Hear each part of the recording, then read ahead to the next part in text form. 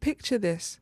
Your work partner pushes your would-be killer out of a window, sacrificing their life to save yours. And then you find out they're alive years later and are able to save them from your would-be killer's torturous torment. I think it's safe to assume that these work partners, depending on their orientations, would become extremely close, intimately close, if you will. That introduction perfectly depicts what I've been thinking about Chris Redfield and Jill Valentine's relationship. You're telling me that Jill Valentine gave her all and risked her life like that one Mariah Carey song, and Chris didn't take that as the physical embodiment of demonstrating utter devotion to the one you love? I know men and women can be just friends or have a sibling dynamic to some extent, but come on, men in the audience, if a woman risked her life like Jill did, would you not put a ring on it, or at least be in a monogamous relationship with that woman? Why are Chris and Jill not married yet? Why hasn't Jill Valentine changed her name to Mrs. Redfield yet? Why hasn't Chris continued the Redfield bloodline with Jill yet? So I am confusion. Why is this one Kansas, but this one is not Arkansas? America, explain! Explain! What do you mean in Arkansas? I know that Chris has dedicated his life to stopping and preventing bioterrorism, which is commendable. Alpha is as Alpha does. But if Leon was able to get married, I'm sure Chris could do the same.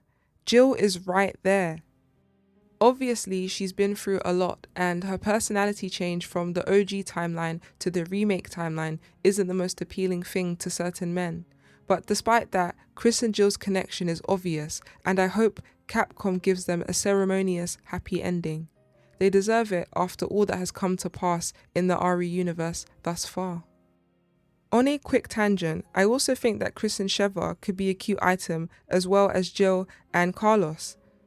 I was watching the Resurrection fan film from Residents of Evil and seeing how Chris and Sheva interacted and reunited, which was amazing. I wish Sheva was in RE6 or something. Maybe Chris wouldn't have been so abrasive if Sheva was there to keep an eye on him, like Jill asked her to do near the end of Resident Evil 5. Carlos and Jill's chemistry in Free Remake and their interactions in Free OG suggest that they would have been an interesting pairing. I understand why in the remake she was cold to him at first, given her history with Umbrella, but honestly there was no need. Carlos is perfectly sweet and respectful. In Free OG she slaps some sense into him when he starts dooming. I don't agree with domestic violence at all, but she did the right thing. He's a soldier and she found the most effective way to turn the lights back on in his brain and get his soldier mentality back on track. So I have some questions regarding Chris and Jill and other characters in the Resident Evil / Biohazard universe. Do you guys and gals agree that Chris and Jill should be together? Do you guys and gals agree that Jill and Carlos should be together? Are there any fans of a Chris and Sheva pairing? What are your theories on how the Redfield bloodline will continue? Is Chris Redfield on steroids? Is Mr. Scott Kennedy on steroids?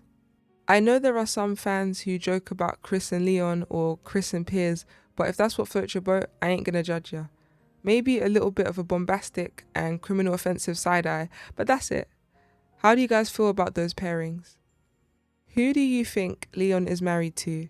Ada, Claire, Helena, Moira, Polly, Sheva, Rebecca, Hunnigan?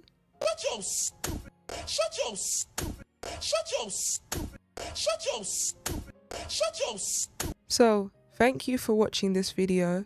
It's just a light-hearted thing.